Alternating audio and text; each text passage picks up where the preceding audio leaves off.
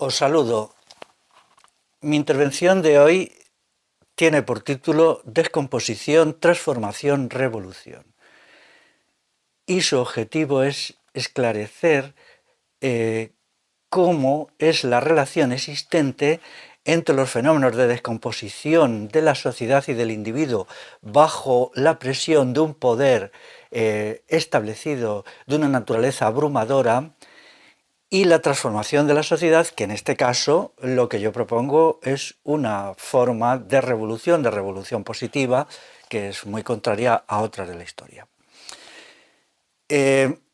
Mi idea de la transformación total finita de la sociedad tiene enfrente tres categorías opuestas. Una es las que viven estupendamente, las de que quienes viven estupendamente del actual sistema. Otra, un reformismo de naturaleza fantástico-utópica, la creencia que se pueden lograr reformas cuando vivimos en una sociedad completamente cerrada, petrificada, fosilizada, que no admite cambios, ni siquiera en cuestiones de tercer orden, pero sobre todo los que consideran con benevolencia la idea de revolución, pero entienden que esta no es posible. Entonces esta posición es la que a mí me interesa y con ella quiero hoy dialogar amigablemente. Quiero explicar que la revolución sí es posible porque es el mismo sistema el que está estableciendo las condiciones de su autodestrucción. El elemento decisivo a considerar en las sociedades actuales es que el poder actual, el poder estatal, el poder empresarial, se autodestruye a sí mismo en un proceso que ya lleva bastante tiempo y que ahora se está acelerando muy deprisa. Si yo tuviera que dar una fecha de la autodestructividad del sistema actual, una fecha exacta que como siempre es imprecisa y solamente tiene un significado pues indicativo, daría el año 1965. Puesto que el sistema actual surge de la victoria de los aliados en la Segunda Guerra Mundial, solamente durante 20 años el sistema actual ha sido estable y ascendente, y ya desde 1965 aquí estamos ya en la fase descendente, que cada vez es más rápida y manifiesta más acumulación de nocividades y más incremento de la gravedad de estas nocividades. Ciertamente el orden constituido actual es imbatible y es invencible. Eso es así, no hay ninguna manera de derrotar a la sociedad actual ni por la acción en la calle, ni mucho menos pues, por la acción armada, acción insurreccional, guerra de guerrillas, guerrilla urbana. Y una prueba de ello es que quienes defendían estas ideas pues, en los últimos 20 años han dejado de hacerlo porque son absolutamente irreales. ¿Por qué? Pues porque es un sistema de un poder descomunal. Diría yo que hay 11 motivos fundamentales que hacen de el actual régimen de dictadura, entendido no solamente para el caso de España, sino para todos los estados del planeta, su naturaleza absolutamente robusta e imbatible se establece a partir de 11 cuestiones que las voy a leer muy deprisa, que es un aparato de propaganda enorme, unas estructuras funcionariales basadas en los ministerios, que bueno, pues varía el número de ministerios, pero las estructuras funcionariales son colosales, descomunales. Un poder policial enorme, aquí en el Estado español pues encontramos que la policía estatal superan las 300.000 personas y luego la policía privada, las policías privadas pues pueden ser otras 300.000. Entonces nos enfrentamos a un poder policial de 600.000 personas. Una degradación del individuo que es enorme, un individuo degradado, polidegradado, multidegradado, el sujeto nada, que yo he dicho. Luego, en quinto lugar, pues tenemos el poder militar, que es enorme, es inmenso, puesto que acumula dentro de sí mismo una fuerza tecnológica, una fuerza económica, una fuerza organizativa, como nunca ha existido en el pasado, en los ejércitos del pasado. En sexto lugar, un poder partitocrático. Los partidos tienen muchísimos recursos y pueden ganar a muchísimas personas para defender sus posiciones. El poder de la partitocracia también es inmenso. Luego está el juego de las intervenciones políticas, es decir, en determinados momentos la sociedad actual ha desarrollado con mucha habilidad pues, las intervenciones políticas, se lanza una idea destructiva, enloquece a las personas, entontece a las personas, las enfrenta entre sí y, bueno, funciona durante 5, 7, 8 años. Luego, cuando se les gasta esa intervención política, pues se inventan otra y van lanzando sucesivas intervenciones políticas de un tipo o de otro, de derecha o de izquierdas, de una u otra naturaleza, que tienen un poder letal sobre la opinión pública y sobre la sociedad civil. En octavo lugar encontramos a las jaurías callejeras. Hay mucho dinero para toda esta gente que se dedica a ladrar, a morder, a gruñir, que no son nada más que variantes de las partidas de la porra de hace 100 años y también pues de los grupos de activistas, falangistas, nazis y de los partidos comunistas cuando iban pues pegando a la gente, obligando a la gente a renunciar a sus ideas y tal. Hoy hay más jaurías callejeras que nadie, más partidas de la porra, más grupos fascistas, bien sea de derecha o de izquierda, y más activos. Luego, en noveno lugar, está el sistema educativo, que es bueno, de una virulencia y de una destructividad nunca vista. Y luego está el poder económico, que el poder económico tiene unas intervenciones en la sociedad, tiene también unas nocividades múltiples que ahora no puedo desarrollar, y en el punto número 11 estaría el dominio tecnológico. El dominio tecnológico lo situamos dentro de esas capacidades del sistema de ser fuerte y robustecerse. Por tanto, en sí mismo el sistema no puede ser derrotado, la revolución no puede venir de un enfrentamiento directo con el sistema, que es imposible. Se puede conseguir como mucho pues acciones callejeras importantes, pero que en sí mismo tienen muy poco peso a la hora de llevar a una transformación revolucionaria. En determinados momentos se puede hacer retroceder al sistema de dominación, se les puede parar en alguna actividad verdaderamente destructiva, y que acudir a estas acciones, pero su aportación al elemento revolucionario son pequeñas o muy pequeñas, ¿no? Tengamos en cuenta que la fuerza del sistema es también su debilidad. Cuando el sistema es tan fuerte, tan potente, lo que está produciendo es una degradación muy rápida del individuo y de la sociedad.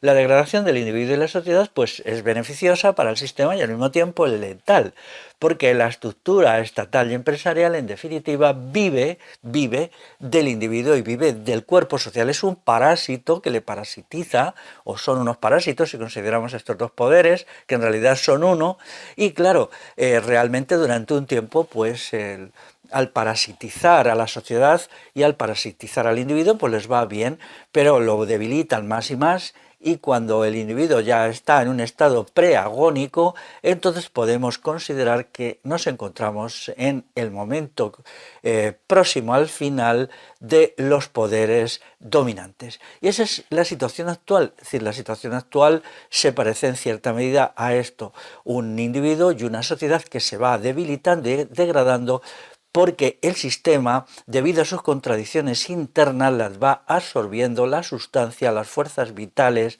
de una manera progresivamente acelerada.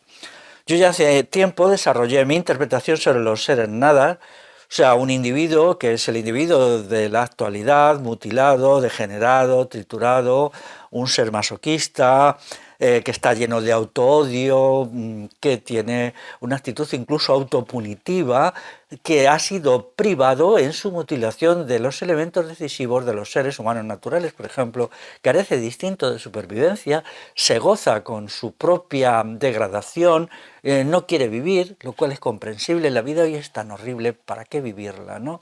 Y incluso ha perdido el instinto reproductivo, el instinto sexual. Las especies animales tienen dos instintos básicos: el instinto de persistencia del individuo y el instinto de persistencia de la especie, es decir, el instinto de supervivencia del individuo. Y esos dos se han perdido. Ahora la especie humana lo ha perdido o casi perdido. Eso nos da una idea de hasta qué punto el actual sistema de dominación crea un sujeto artificial, antinatural, y también nos manifiesta la fuerza enorme, la fuerza, digamos, aterradora que tiene el actual régimen de dictadura, como dictadura en cada país y dictadura mundial. Pero claro, este individuo hipersometido, polidominado, es también un individuo enfermo de muchas maneras. Entonces la enfermedad empieza ya a adoptar formas de estado de agonía y entonces esa agonía anuncia un derrumbe, un declive del sistema de dictadura, del régimen de dominación al que estamos sometidos. Y lo que tenemos que establecer es una estrategia, pongamos a 30 años vista, para afrontar este problema. A 30 años vista, pues podemos decir, hoy estamos en 2020, pues ¿qué vamos a hacer de aquí a mediados del siglo XXI? Que va a ser una etapa decisiva en donde montones de cuestiones que hoy solo se anuncian, en la realidad se anuncian ya bastante, pero en la conciencia de las personas todavía no han penetrado, pero se van a poner en evidencia con bastante claridad, y entonces la gente que todavía está dudosa, que está abúlica y apática, tendrá que elegir o enfrentarse al sistema de dominación o simplemente perecer. Simplemente perecer, sí, lo digo con toda claridad. El sistema de dominación, insisto en eso, no puede ser vencido. Hay gente que dirá, entonces estamos en una situación estacionaria, el sistema es eterno, el sistema es inmóvil. No, porque se autodestruye a sí mismo. Veamos un símil en un ser vivo, un ser mamífero, ¿no? Los mamíferos pueden morir por factores externos, que serían pues un accidente, una agresión física mortal, el ataque de bacterias, pero también, si sobreviven a todo eso, mueren por la acumulación de sus contradicciones. Pongamos por caso, pues un ciervo, un venado, en las montañas, pues si sobrevive a todos los ataques y a todos los problemas, llega a una edad en que las propias contradicciones internas que son inherentes a su condición se van desencadenando, y entonces él muere de viejo, ¿no? También en la especie humana se dice lo mismo. A veces se dice, pues esta persona en realidad no tenía nada, ha fallecido, pero ha fallecido de viejo.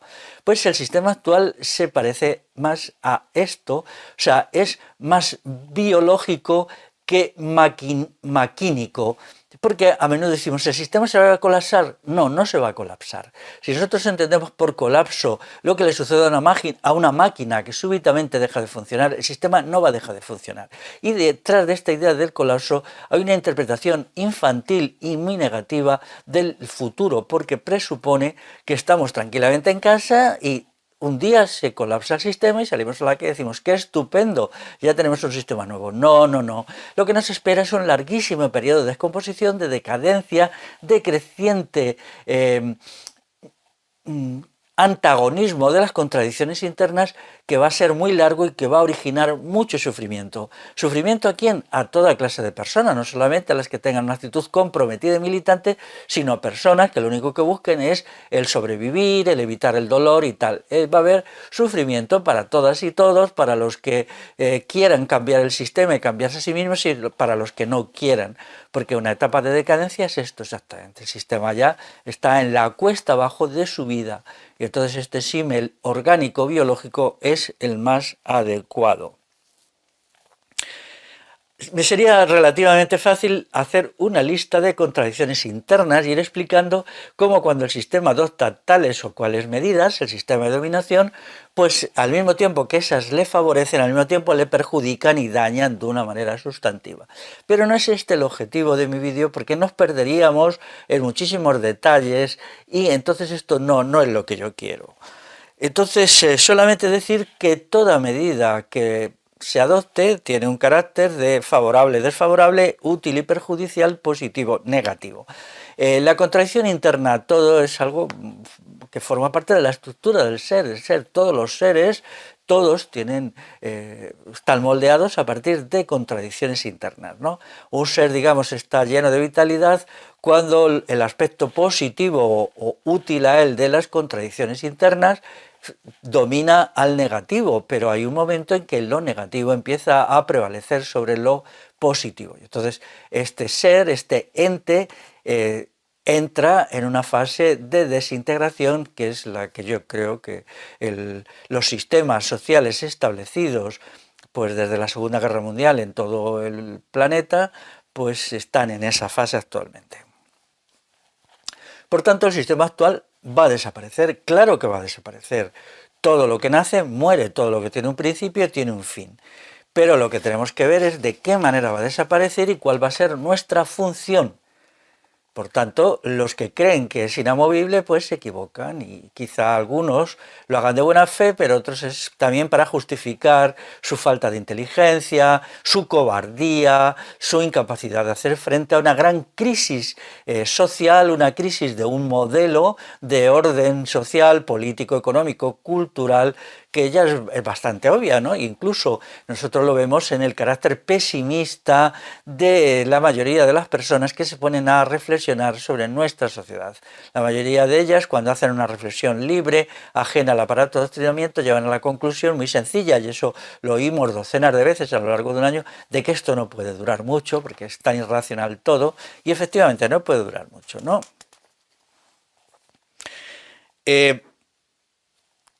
Las medidas que el sistema adopta tienen unos costes ocultos, unos daños inherentes que crecen y crecen. De tal manera que a veces, incluso para el mismo sistema, lo que parecía que iba a ser positivo se convierte en negativo. Los daños colaterales, los costes ocultos y las nocividades inherentes están ahí. Y esto no puede ser resuelto porque en todo lo que se hace, en todo lo que el sistema hace, aparecen. Lo único que sean secundarios o muy secundarios respecto a las ventajas que el sistema extrae. Lo que yo quiero decir ahora es que cada vez más lo negativo para el sistema en todas sus medidas, disposiciones y obligaciones para las clases populares empieza a ser casi más, a veces, o se aproxima ya lo negativo a lo positivo. Hay una razón fundamental que es que las dictaduras, cuanto mayor son su fuerza, cuanto mayor es su poder, más aplastan al individuo y más laminan a la sociedad. Eso es así, siempre eso es una ley inexorable, porque toda forma de dominación es una destrucción. Ahora lo observamos. ¿Qué es lo más grave de todo? Quizás el cambio climático, quizá todo esto. No, lo más grave de todo es la destrucción del ser humano. La destrucción del ser humano es la garantía número uno para el sistema de dominación y al mismo tiempo el peligro principal para el sistema de dominación, porque él domina también valiéndose de seres humanos, a los que explota, a los que utiliza para sus fines. Entonces, cuando estos seres humanos están ya alcanzando un nivel de calidad ínfima e insustancial, el sistema empieza a padecer las consecuencias de todo ello. Por lo tanto, es aquí donde nosotros tenemos que incidir. Es decir, el juego principal en los últimos 50 años del sistema no ha sido el consumo. Esto es una bobada de una clase media que no se entera de nada. La base fundamental que ha utilizado los aparatos de poder ha sido la degradación sistemática del individuo. Estamos en un sistema que llamaríamos antihumanista, que crea un sujeto pues deplorable, degradado, un sujeto sin virtud, en donde las categorías de virtud cívica, virtud personal, como calidad autoconstruida prácticamente no existe. Pero es que esto se empeora muchísimo año a año, casi yo diría mes a mes, ¿no? Entonces aquí, claro, el sistema se mantiene así, porque si no la gente saltaría en revolución y la gente con calidad sería una enorme traba para el sistema, pero al mismo tiempo estas personas degradadas pues no les sirven, ¿no? Entonces, esta es la cuestión esencial, que vivimos un tiempo de acumulación e interacción de disfunciones, anomalías y daños de toda naturaleza y condición, resultantes del actual mismo del sistema. Y nos aproximamos a una situación en la que todas esas nocividades entrelazadas y continuamente agravadas tienden a convertirse en masa crítica que llevaría entonces a un declive o una descomposición, una trituración del sistema desde el interior de sí mismo, ¿no? Y cuanto más potente sea el sistema, mayor serán las fuerzas internas a él desencadenadas que lo llevarán a su desintegración. Esto es sencillo.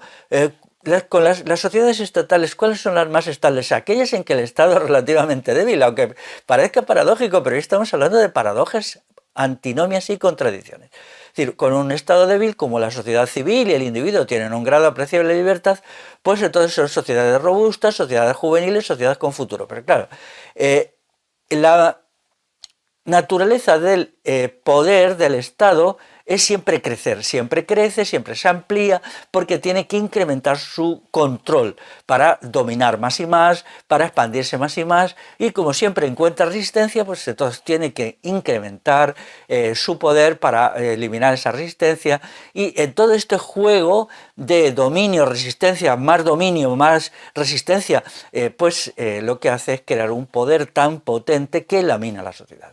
Cuando digo resistencia popular no me refiero siempre a una resistencia activa con unos fines de naturaleza positiva. Ahora cada vez más dominan resistencias negativas, por ejemplo el derrumbe de la gente en el alcohol y en las drogas, pues no es positivo, pero al mismo tiempo es como un desorden social que al sistema de dominación solo le interesa hasta cierto punto, porque claro, una gente alcoholizada, una gente totalmente devastada por las drogas, pues les crea muchos sistemas, no son personas de las que ellos pueden sacar mucho partido y al mismo tiempo origina unos costes económicos a través de las enfermedades, a través de los daños, que son realmente a menudo innecesarios para el sistema, ¿no? Entonces, toda esta acumulación de disfunciones y de destrucciones están haciendo que el sistema, al mismo tiempo, al destruir a la gente, a destruir al pueblo, se esté destruyendo y aniquilando a sí mismo. Ya he dicho que no voy a hacer la lista de las principales contradicciones inherentes al sistema, que forman parte del sistema en sí mismo, ¿no? Pero sí voy a decir que crecen. No lo voy a demostrar ahora, por lo tanto os pido pues una confianza y que miréis a vuestro alrededor y os habituáis mentalmente a captar contradicciones, a captar incoherencias, ¿no? A ver cómo lo que es positivo también es negativo, cómo medidas que parecen muy fortalecedoras del sistema de dominación al mismo tiempo son muy negativas. Por ejemplo, el sistema educativo actual está verdaderamente lanzado en triturar, en realmente hacer papilla las capacidades reflexivas de la gente. O sea, crean personas que no tienen capacidad reflexiva. Yo cuando trato con gente que están, por ejemplo, haciendo doctorado y tal, pues me deja atónito su incapacidad para comprender la realidad. Son personas que les han extirpado la capacidad de pensar y las han convertido en sujetos dóciles para el sistema. Pero claro, el poder constituido no puede esperar que esta gente sean creativas, sean innovadoras, ni siquiera en el terreno tecnológico, y ahora asistimos pues efectivamente a un estancamiento tecnológico obvio, más a pesar de lo que digan los propagandistas del sistema. Aquí vemos como una misma intervención institucional es positiva o negativa. El sujeto dócil no es creativo, no es alguien que haga cosas y por lo tanto no es capaz ni siquiera de aportar al crecimiento y desarrollo de los poderes constituidos. Solamente lo hace por medio de la recepción de órdenes, pero la recepción de órdenes produce apatía, produce desinterés, produce nihilismo, y entonces estas sociedades tan normativizadas, tan dirigidas, que se convierten en un rebaño de borregos, tienden mucho a la apatía, al desinterés e incluso a una anomia incontrolable que llega un momento que el Estado ya está perdiendo el control. No porque estén surgiendo fuerzas revolucionarias, sino porque simplemente esa anomia crea un desorden que es disfuncional. Así pues, esto es una cuestión que debe ser tenida en cuenta, ¿no? Estamos, por tanto, ante una etapa de senilidad del poder constituido. Hay algunas facciones de la sociedad, de la altura del poder, de la gente que dirige, que lo comprende y entonces intenta reducir un tanto el intervencionismo estatal brutal para permitir que con el incremento, aunque sea chico de la iniciativa, pequeño de la iniciativa individual, haya un crecimiento de la autonomía y por lo tanto un aumento de la calidad del sujeto. Pero claro, eso tiene un problema. Si hacen eso, pues esta calidad del sujeto puede convertirse en una forma de trabajar por la transformación integral, por la revolución. Y entonces ese está ahí y vemos muy bien cómo se hacen mucho los ajustes, un poquito más de tiranía, de manipulación de las mentes, de más leyes normativas prohibitivas, pero se dan cuenta que se están pasando y entonces intentan aportar un poquito más de libertad. Antes decía que en todo el desplome, un desplome en el tiempo, un desplome que va a ocupar décadas, incluso puede mantenerse hasta finales de siglo, pero va a ser una etapa de sufrimiento importante. Cuando yo digo que la población, que son 7.500 millones, puede quedar reducida a 40 años no es nada, ¿no? A 500 millones, eso significa que de cada 15 personas van a morir 14. Y no van a morir llegando a una senectud agradable y tal, tal, no, no van a morir de formas muy crueles después de tener unas vidas en condiciones muy negativas, ¿no? Porque, claro, el sistema pues está desarticulando, se está desmoronando y mucha gente pues va a ser aplastada bajo los escombros del sistema. Entonces vamos a asistir a escenas terribles que se van a continuar digamos, sufrimiento, de dolor. Por tanto, desde el punto de vista de una estrategia razonable, sensata, hay que tener una disposición para afrontar el problema del dolor en sí mismo. ¿Cómo se afronta el problema del dolor? Pues yo diría que lo hace muy bien la filosofía estoica, que es una maestra en esta cuestión. Siempre he sido bastante partidario de la filosofía estoica y os animo a que leáis ciertas cosas. Lo que pasa es que esta filosofía tiene que actualizarse. Yo quiero tratar el problema pero no quiero soportar el dolor a la manera estoica, es que sufro y punto. No, sino yo quiero responder al problema del dolor con una interpretación sobre el combate individual. Es decir, quiero hacer toda una cosmovisión del combate y estoy preparando un documento que se llama Teoría del Combate. Vamos a ver qué sale de aquí, pero bueno, yo entiendo que la manera de afrontar lo que viene es a través de la categoría de combate. Es decir, hagamos lo que hagamos, desde algo a nada, la sociedad actual se está desmoronando y se seguirá desintegrando por sus propias contradicciones internas, pues probablemente aquí a finales del siglo. Entonces podemos vivir esto con pánico, con temor, con terror, con angustia. ¡Qué miedo! ¿Qué va a pasar? Esto no es lo que yo propongo. Yo propongo vivirla con una mentalidad combatiente, con una mentalidad combativa, lo cual significa vivirlo primero con serenidad y luego, bueno, pues sin perder la sonrisa y la alegría, porque la otra cara de lo que está sucediendo es también la siguiente. Vamos a tener una oportunidad de efectivamente cambiar cualitativamente el orden social y la naturaleza del individuo a mejor sin caer en ninguna utopía tontorrona de que va a ser todo perfecto. No, no, pero cambiarla a mejor y muy a mejor. Entonces esta gran crisis en la que ya estamos no viene, ya estamos dentro de ella y se acelera progresivamente en cantidad de conflictos y en la calidad o intensidad de cada uno de ellos, pues entonces nos va a permitir esto. Entonces vivirlo así. De ahí que yo haya cambiado el nombre de mi blog, que antes se llamaba Esfuerzo y Servicio, ahora se llama Esfuerzo, Servicio y Combate. Subrayo la palabra combate y entonces cada cual debe de reflexionar sobre el combate, que es el punto débil o muy débil del estoicismo antiguo, del estoicismo clásico, de Grecia y Roma, que no se planteaban la cuestión del combate, sino solo la cuestión un poco de, en medio de una sociedad que ya empezaba también a desmoronarse, pues había que mantener la serenidad y minimizar el dolor. Yo digo, minimizar el dolor, bueno, allá cada cual. Yo quiero maximizar el combate, maximizar mi combate y, digamos, mantener un punto de vista de que la respuesta a lo que va a pasar es el combate. Ya iremos estableciendo muchas formas de combate. La etapa actual tiene muchas ventajas, tiene muchos inconvenientes, el dolor va a ser real, claro, ver desaparecer de una forma bastante dura, bastante horrible a 14 personas de cada 15, pues también es trágico. Pero no podemos quedarnos en análisis unilateral, tenemos que dar el salto al análisis multilateral y a la captación de contradicciones. ¿Cuál es el aspecto positivo de esta que en sí mismo es negativo? Pues va, en primer lugar, a desarticular y a debilitar al propio sistema de dominación, puesto que va a quedar progresivamente dañado y debilitado por su propia senilidad. Se va a hacer cada vez más anciano, cada vez más débil, cada vez más incoherente y va a tener una capacidad decreciente de responder a los nuevos retos y a las nuevas condiciones. En segundo lugar, se va a desenmascarar en los hechos, que esto es muy importante.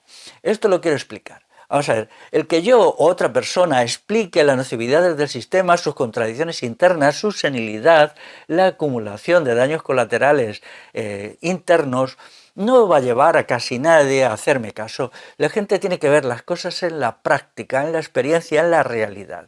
Pero ¿qué sucederá? Que a medida que el sistema vaya demostrando que efectivamente está ya senil y que es progresivamente destructivo y que cada vez aporta menos elementos constructivos donde podamos vivir, pues más y más gente se va a, digamos, a persuadir en primer lugar de que el sistema no tiene remedio, que es una cosa ya en desplome, y en segundo lugar que hay que buscar una solución total, a la que llamamos transformación integral o revolución integral. Hay que pensar una solución holística, porque lo que falla no es esta cuestión y todo lo demás marcha bien, o esta cuestión y todo lo demás marcha bien, no.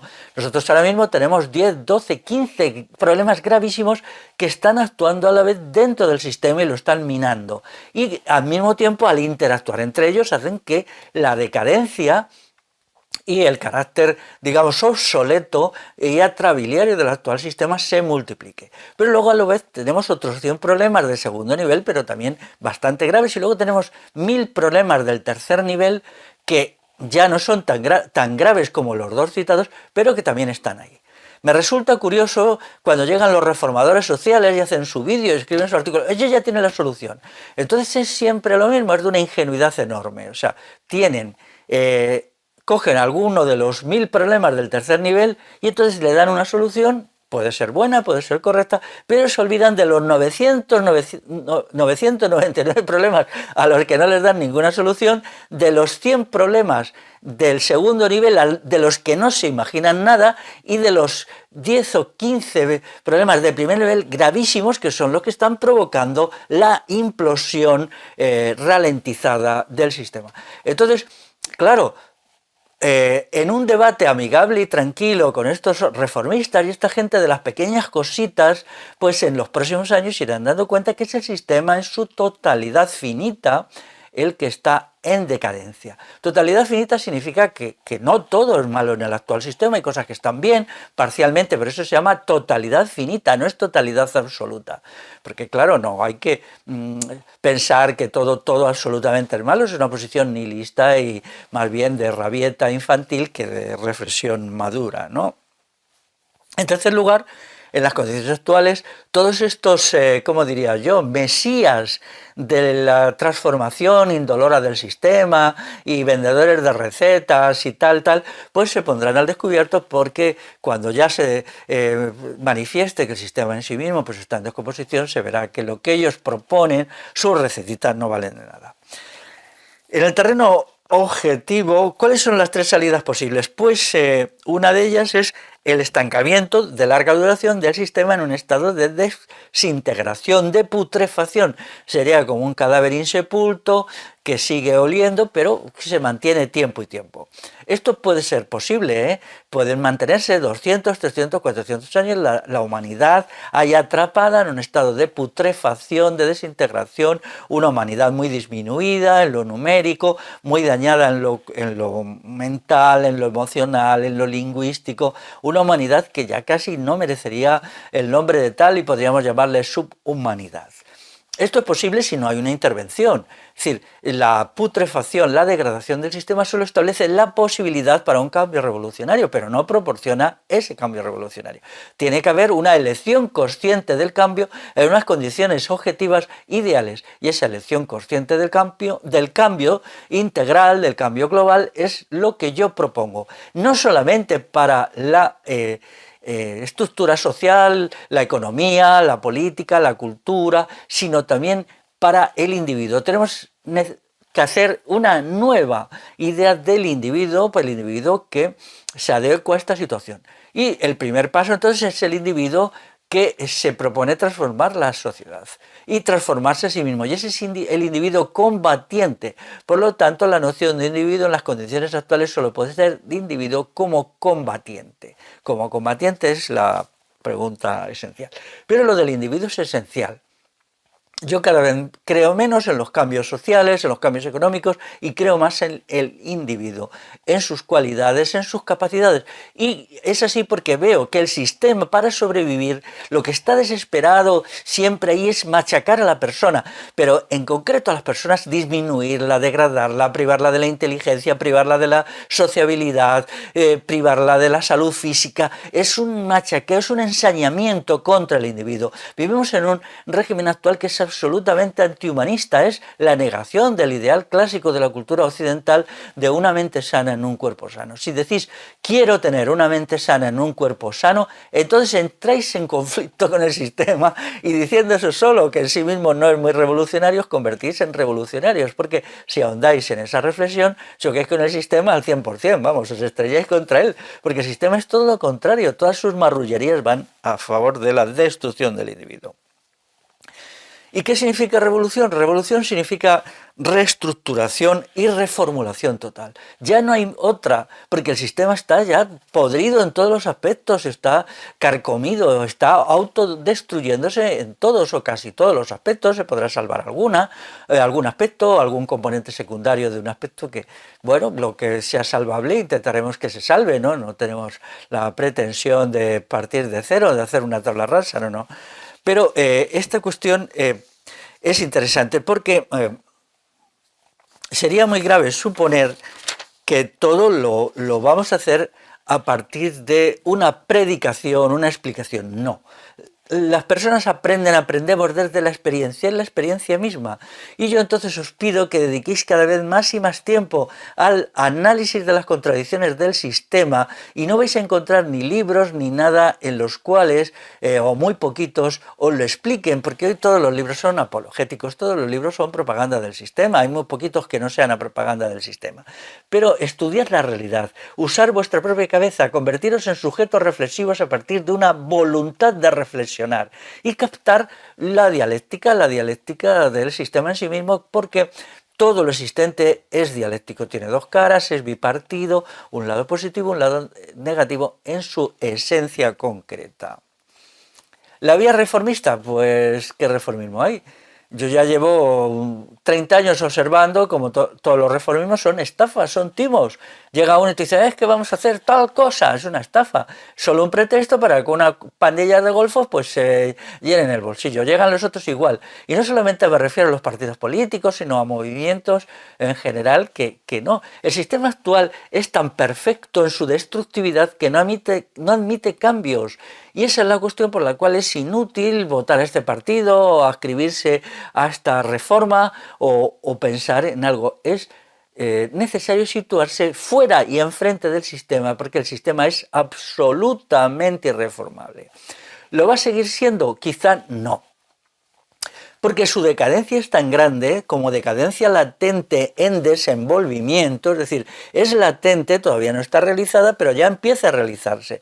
Entonces, ¿qué tendrán que introducir cambios? Esos cambios son peligrosos para el sistema y lo serán tanto más cuanto más fuerza tengan las posiciones revolucionarias, porque cuando el sistema tiene que pasar de la posición A a la posición B, se debilita. Entonces ahí, en estos momentos de cambio, es cuando, aunque sea un cambio reformista, claro, pero es el momento de una irrupción de las fuerzas revolucionarias porque para reformarse el sistema tiene que ponerse en duda respecto a su existencia de A. Es decir, para pasar de la B, en la A tiene lo que es ahora, tiene que negarlo en cierta medida. Entonces ahí tenemos que una brecha, el sistema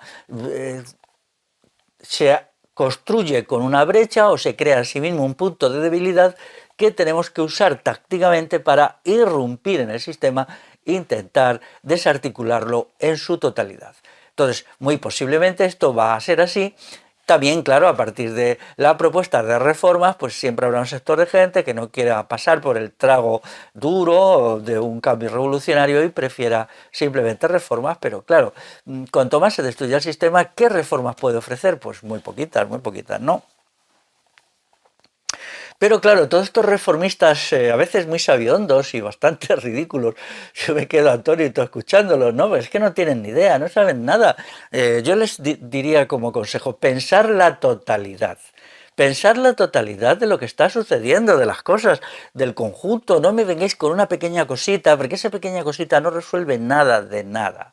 Incluso aunque tengáis razón en lo pequeño, ese pequeño, como está dentro del contexto de un orden social hipercomplejo, muy desarrollado, muy elaborado, pues no significa nada. Pero lo importante es vivir la crisis general, la descomposición general del sistema como una oportunidad real que se va a presentar pues muy probablemente a mediados del siglo para cambiar el sistema y cambiar sobre todo al individuo. Es decir, podemos derrotar al sistema, sí lo podemos, pero claro, tenemos que tomar ahora ya la decisión de derrotarlo y no simplemente de desentendernos o cubrirnos de dejarnos llenar de miedo, de pánico, de pavor, porque bueno, aquí está mi libro sobre pues erótica creadora de vida, y en él pues hay un capítulo que se llama ¿qué acontecerá en la economía de escasez mundial de mano de obra? Y bueno, leído esto pues produce cierto miedo cuando explico cómo todo se va a ir desmoronando cuando no haya simplemente mano de obra para mantener las infraestructuras, para abastecer a las ciudades, para mantener el sistema sanitario, y que eso no va a pasar dentro de 300 años, sino que algunos síntomas ya son relativamente visibles y a nivel planetario y mundial pues va a pasar ya de una manera relativamente visible pues en 10 años simplemente, ¿no? Entonces pues hay gente que dice, bueno, tu libro es un libelo solo, es un panfleto, es entretenido de leer, pero eso sí es real, es más casi como una novela de miedo, ciencia ficción. Yo pienso que no va a ser, porque ya hay otra gente que de forma independiente pues ha llegado a, o está llegando a conclusiones las mismas que yo tengo. En estas condiciones pues cada cual tiene que ver cómo se posiciona, ¿no? Tiene que hacer una elección. Pero la cuestión de la revolución es complicada, es difícil y bueno, tiene que ser también, la revolución es un proceso, una sucesión de cambios fundamentales en un lapso de tiempo que aunque históricamente sea relativamente breve, pero medido en la vida biológica del ser humano pues es relativamente largo. Entonces hay otra cuestión que yo quería plantear, que es la de la supervivencia individual. La supervivencia individual se va a plantear de una manera más y más aguda ya mismo, a partir de 5 o 7 años, ya, ¿no? Hasta eso se nos ha dicho, tranquilos, el estado de bienestar os cuida, pero todos ya sabemos, casi todo el mundo sabe que el estado de bienestar está en descomposición, que la gente que tenga, digamos, 35 o 40 años, pues no va a recibir pensiones, va a recibir una sanidad progresivamente degradada porque no hay medios materiales, porque no va a haber trabajadores de la sanidad suficientes, porque cada vez hay generaciones más pequeñas y entonces pues no va a haber ni siquiera médicos suficientes, ¿no? En este asunto, pues las necesidades de supervivencia hay que plantearlas. Entonces los tontos seguirán creyendo que el sistema les va a cuidar, porque ¿por qué os va a cuidar el sistema? Vamos a ver, ¿por qué os va a cuidar? Si el sistema es perverso, el sistema solo se cuida a sí mismo y piensa en sí mismo, solo te va a cuidar a ti o a ti o a ti si eso le interesa y si no te va a dejar caer y allá te las compongas. Si no se dirige simplemente contigo, si le molestas y te tritura, te machaca y te extermina. Entonces la supervivencia individual se va a convertir en una cuestión de una importancia enorme y me gustaría que esto se pensara más. Es decir, no puede ser solo revolución, sino supervivencia individual. Diré algo, quienes no confíen en la vida relacional, en la ayuda mutua, en formar nuevas maneras de convivencia y relación, que serían nuevas formas de familia, porque la familia es eso, la familia es la forma básica como la humanidad ha llegado hasta donde ha llegado, a través de los sistemas de apoyo de unos a otros, pues entonces perecerá. El sistema no va a cuidar a nadie porque el sistema simplemente es ya destructividad. Entonces ya para resumir diría que hay que tener un análisis acertado de las contradicciones que debilitan al sistema a partir de sus propias medidas para fortalecerse. Hay que elaborar soluciones transformadoras de una manera revolucionaria a una situación de letalidad creciente del propio poder constituido y del propio orden vigente. Hay que tener, en tercer lugar, una disposición de ánimo adecuada, que yo defino como una concepción del combate, una interpretación del combate. Hay que considerar que desde ahora ya tenemos que aportar elementos de conciencia, de claridad, de percepción, de entender lo que va a pasar, de entender cómo tiene que aportarse soluciones a la crisis que viene. Porque mirad, estamos ya hartos de críticas, ya las críticas nos sobran y de gente que viene aquí a llorar y a meter miedo. Ahora lo que necesitamos es cómo convertir la crisis en revolución, porque eso sí aporta alegría, aporta confianza y nos permite, y es lo único que nos permite hacer frente a lo que va por venir, que va a ser muy gordo, que va a ser muy grave, que va a ser muy tremendo, porque ya lo es, si miráis un poquito la realidad por vuestros ojos y no por las anteojeras que os proporcionan las televisiones, os proporcionan los profesores, os proporcionan la universidad, que son todos aparatos de engaño, de manipulación.